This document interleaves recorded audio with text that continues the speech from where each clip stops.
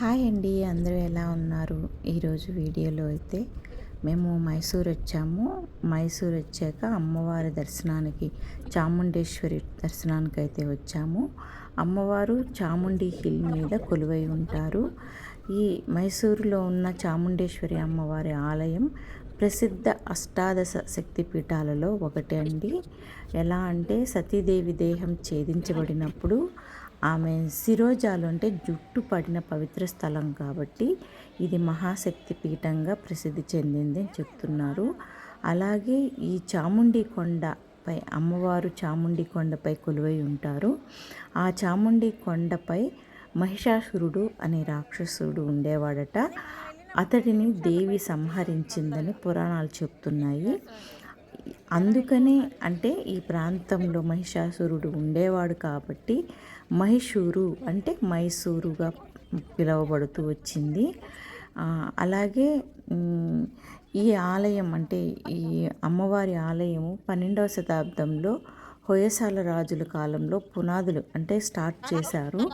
తర్వాత 17వ శతాబ్దంలో విజయనగర రాజుల చేత ఇది పూర్తి చేయబడింది ఈ ఆలయ నిర్మాణం అయితే.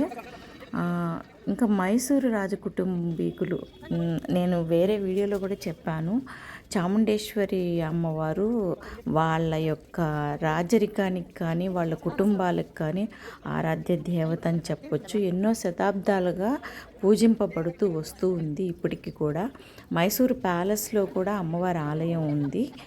చాముండేశ్వరి ఆలయం సపరేట్గా ఒక ఆలయం కూడా ఉంది అక్కడ. ఈ కొండ అంటే ఈ చాముండి హిల్లు దాదాపు 1000 అడుగుల ఎత్తులో పైన ఎక్కడో ఉంటుంది. అలాగే ఈ కొండ ఎక్కి వెళ్ళడానికి రోడ్డు మార్గమే కాకుండా మెట్లు కూడా ఉన్నాయి. 1000 మెట్లు పైన ఉంటాయి. ఈ కొండ మీద మహిషాసురుని భారీ విగ్రహం అయితే ఇక్కడ పైన ఉంది. అలాగే నడిచి వెళ్ళేటప్పుడు కానీ అక్కడ నంది కూడా మనం చూడొచ్చు. ఇంకా ఈ ఆలయం యొక్క ప్రత్యేకతలు ఏంటి అంటే చాముండేశ్వరి కొండ మీద, ఈ కొండ పైన చంపక వృక్షాలు అంటే సంపంగి వృక్షాలు ఎక్కువగా పెరుగుతాయి. ఒక పవిత్రమైన ఇతిహాసం అంటే ఈ ఈ ఈ వృక్షాలకి పవిత్రమైన కథ కూడా ఉందని చెప్తున్నారు. శివపార్వతులు అంటే ఈ కొండపై శివుడు, ఇక్కడున్న శివుడిని మహాబలేశ్వర అని పిలుస్తారు. అమ్మవారిని చాముండేశ్వరి అని పిలుస్తారు. ఇక్కడ ఈ వృక్షాలు వాళ్ళు కొలువై ఉన్న ఈ కొండపైన వృక్షాల రూపంలో అంటే ఈ కొండంతా శివపార్వతులు ఇద్దరూ వృక్షాల రూపంలో ఉన్నారు అని చెప్తున్నారు.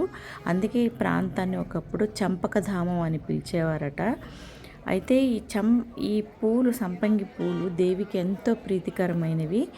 ఈ వృక్షాలు చుట్టుపక్కలంతా ఎక్కువ అవే ఉంటాయండి. ఈ పూలతోటి అమ్మవారిని ఎక్కువగా పూజించటం వల్ల సకల దోషాలు తొలగిపోయి ఆమె అనుగ్రహం కలుగుతుందని భక్తులు భావిస్తూ ఉండేవాళ్ళు.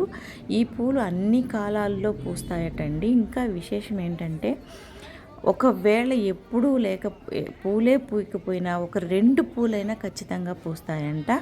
ఆ 2 పూలల్లో ఒక పువ్వు అమ్మవారికి ఇక్కడ గుడి దగ్గర ఉన్న అమ్మవారికి పెట్టిన తర్వాత మళ్ళీ ఇంకొక పువ్వుని ఒక పవిత్రమైన వాహనంలో తీసుకెళ్ళి ప్యాలెస్ దగ్గర ఉన్న అమ్మవారి విగ్రహం అంటే ప్యాలెస్లో ఇంకొక చాముండేశ్వరి అమ్మవారి ఆలయం ఉంది. ఆ ఆలయంలో అమ్మవారికి అలంకరిస్తారంట. ఇది చాలా చాలా ప్రతిరోజు నిత్యం జరిగే ఒక ఇంపార్టెంట్ విషయం అండి ఇది మాత్రం.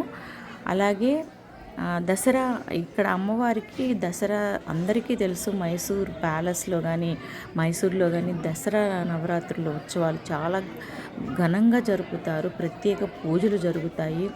అలాగే నిత్యం జరిగే నవరత్న ఖచ్చిత అలంకరణలు, అమ్మవారికి జరిగే అలంకరణల దగ్గర నుంచి ప్రతిదీ రాజవంశస్థులు చాలా జాగ్రత్తగా వాళ్ళ మెయింటెనెన్స్లో అయితే ఆలయం ఉంటుంది. ఇంకా మనకి 150, 100 అలాగే 200 టికెట్స్ ఉంటాయి దర్శనానికి. షార్ట్కట్లో లాగా తీసుకుని వెళ్తారు.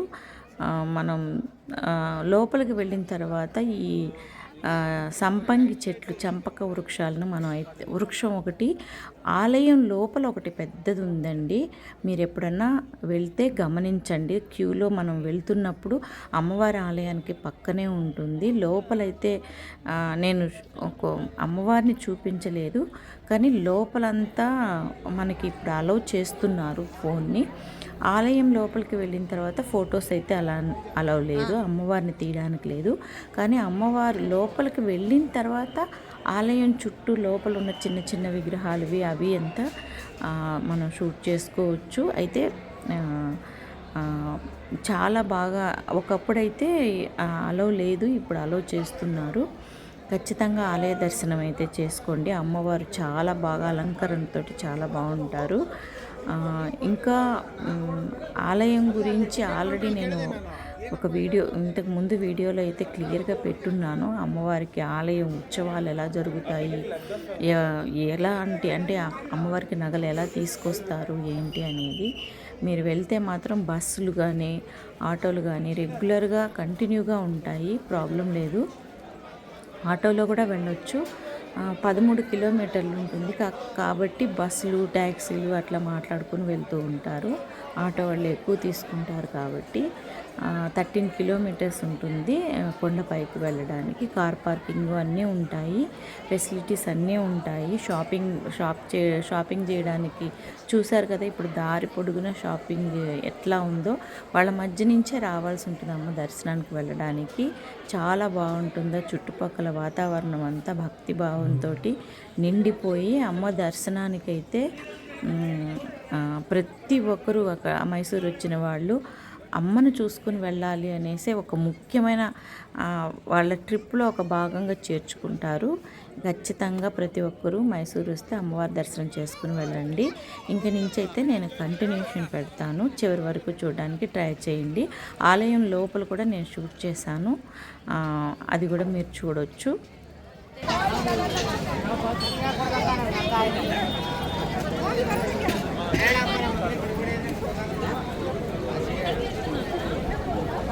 ఎక్కడికి వెళ్తున్నాం? కావేరీ ఎంపోరియంకి వెళ్ళట్లేదా షాపింగ్? ఇప్పుడు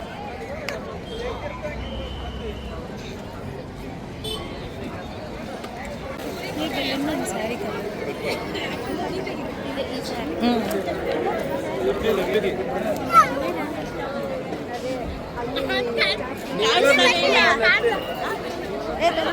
వెళ్దాం మళ్ళీ, అది కూడా మిస్ అవుతుంది.